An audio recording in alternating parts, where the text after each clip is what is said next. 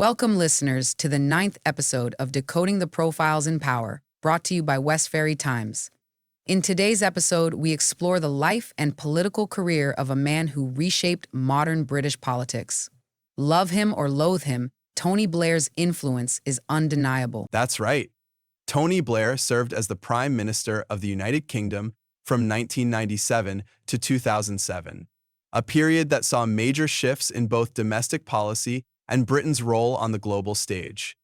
From his rise to power with New Labour to his controversial decision to support the Iraq War, Blair's legacy is a subject of intense debate. In today's journey, we'll take a deep dive into Blair's rise to power, his time in office, the controversies that followed, and the lasting impact he had on British and global politics. So, let's get started.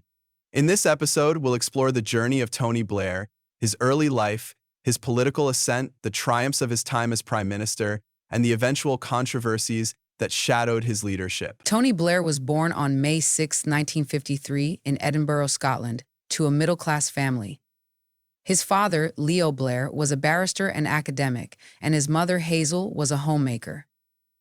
Tony grew up in a politically active household, which sparked his early interest in politics. Yes, growing up in a family that valued intellectual discussion and political involvement, Blair was exposed to ideas about social justice and activism from a young age. His early experiences in the political world, particularly through his father's connections, undoubtedly influenced his political outlook. Blair attended Fettes College, a prestigious private school in Edinburgh. His time there was marked by a strong academic performance, but also by a rebellious streak.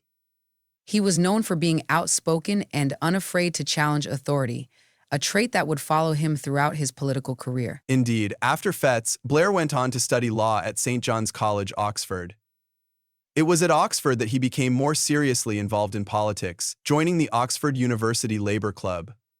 His time at Oxford would set the stage for his political future. At Oxford, Blair was exposed to left-wing politics, but it was also here that he began to develop his belief in the necessity of reforming labor to meet the changing needs of the country.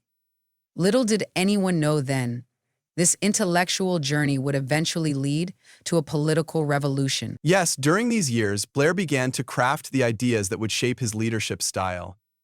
Ideas of modernizing the Labour Party and bridging the gap between traditional socialist ideals and the needs of a changing, more globalized world. Tony Blair's political career officially began in 1983, when he was elected as the Member of Parliament for Sedgefield, a Labour stronghold. But what set him apart from other Labour MPs at the time was his youthful energy and fresh approach to politics. That's right. When Blair entered Parliament, Labour was in the midst of internal strife. The party was still reeling from the disastrous 1983 general election and struggling with its identity. Many of Blair's contemporaries were aligned with the more traditional, left-wing factions of the party. However, Blair was different. He represented a new, more centrist vision for the Labour Party, one that would appeal not just to the working class, but also to middle-class voters disillusioned with the Conservative government under Margaret Thatcher. His message was simple: Labour needed to modernize. In the early years of his career, Blair quickly made a name for himself as a charismatic, skilled communicator.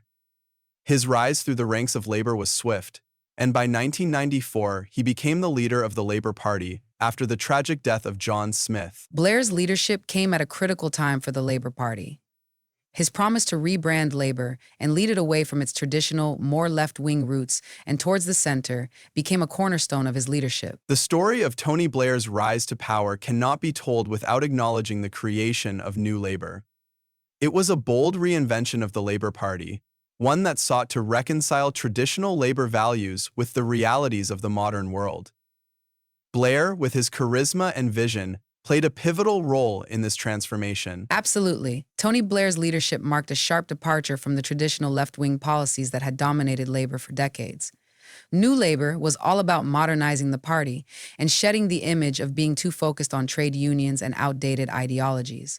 Blair introduced a more centrist approach, aiming to appeal to a broader base of voters. Right, and this shift was most notably evident in the 1997 general election, where Labour, under Blair's leadership, achieved a landslide victory. New Labour's message of social justice paired with economic pragmatism resonated with the electorate. Blair presented a vision that promised prosperity, investment in public services, and a strong economy. One of the key elements of New Labour was the shift away from nationalization and traditional socialism. Blair and his team embraced the idea of a mixed economy, which meant that while public services would be funded and protected, they could work in partnership with the private sector. It was a more pragmatic approach to governance, which appealed to both the middle class and working class. And let's not forget the reforms within the Labour Party itself. Blair was keen to modernize the party's internal structures. He worked to reduce the power of the trade unions within the Labour Party, aiming to make it more democratic and less beholden to the interests of the union bosses. This was a controversial move, but it was essential to bring New Labour into the 21st century. Blair's appeal was not just in his policy shifts, but in his ability to communicate with the public. His rhetoric was fresh, optimistic, and forward-thinking. He understood the power of the media, particularly television, in shaping public perception. His image as a young, energetic, and relatable leader helped to revitalize Labour's brand and make politics feel more accessible. Indeed, Blair's ability to connect with the public was a defining feature of his leadership. He reached out to voters who had previously felt alienated from politics. Through New Labour, Blair successfully created a vision of a more inclusive society, one that would combine economic growth with social justice, marking a new chapter in British politics. Once in office, Blair set about fulfilling his promises of reform. His government introduced a series of significant domestic reforms, including the introduction of the minimum wage, the devolution of powers to Scotland, Wales, and Northern Ireland, and major reforms in health and education. Blair's government focused heavily on improving public services, especially health and education.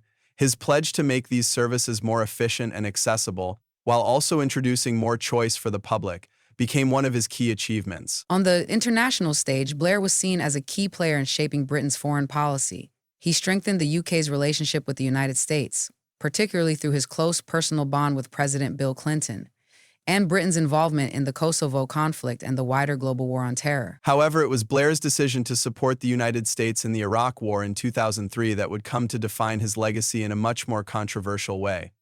The war was based on claims that Iraq had weapons of mass destruction, but when no such weapons were found, Blair came under intense criticism. Indeed, the Iraq War is a stain on Blair's reputation for many.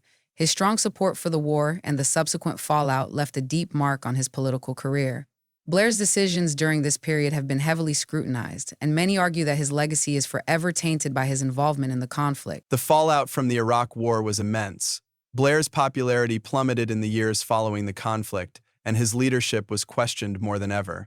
While he had been seen as a transformative leader, the war left him looking politically vulnerable. Yes, public trust in Blair and his government eroded after the war. The failure to find weapons of mass destruction and the subsequent instability in Iraq led to widespread anger. Critics argued that Blair had been too willing to follow the United States into war without sufficient evidence or a clear plan for the aftermath. Despite his defenders, who argue that Blair acted out of a sense of moral responsibility and a desire to protect the world from a dangerous dictator, the war remains a deeply divisive issue.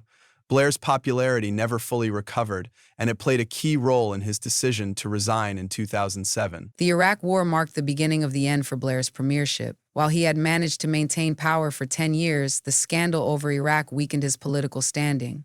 By the time of his resignation, many saw him as a leader whose time had passed. As we look at Blair's legacy, it's clear that he remains a deeply polarizing figure in British politics. On one hand, his domestic reforms, particularly in education and healthcare, were transformative. But on the other hand, the Iraq War casts a long shadow over his time in office. Yes, Blair's legacy is often debated. Some see him as a modernizing force who brought Britain into the 21st century, both in terms of policy and global relations. Others view him as a leader who made catastrophic errors, particularly in his foreign policy decisions. Despite the controversies, Tony Blair will always be remembered as a leader who changed the course of British politics. His rise to power, his time in office, and the challenges he faced have made him one of the most consequential figures in modern British history. So as we look back on Tony Blair's time in office, it's clear that his legacy is a subject of much debate. He certainly transformed the Labour Party and reshaped the UK's political landscape. However, the question remains, was he ultimately a force for good, or did his decisions, particularly the Iraq War, irreparably damage his reputation? It's a tricky question, isn't it? On the one hand, Blair was a highly effective leader who brought significant change to the country. The minimum wage, the peace process in Northern Ireland, and the modernization of public services were all major achievements. But, on the other hand, his decision to go to war in Iraq has overshadowed everything else. Yes, and for many, the Iraq War will always be the defining moment of his premiership. It led to widespread disillusionment, not just with Blair, but with the entire political establishment. The failure to find weapons of mass destruction and the subsequent loss of life in Iraq left many questioning his judgment and integrity. Exactly. The fact that his post-loss activities also raised eyebrows only adds to the negative view many people have of him now. His involvement in business and corporate ventures has been seen as a betrayal of the values he promoted while in office. Some argue that it shows he was more interested in personal gain than in the public good. And thanks for listening. Be sure to join us next time as we dive deeper into the stories that shaped our world. Until then, stay curious and take care. Absolutely. And don't forget to stay tuned with West Ferry Times. If you enjoyed this episode, hit that subscribe button on our YouTube channel and share it with your friends and family. Let's keep the conversation going.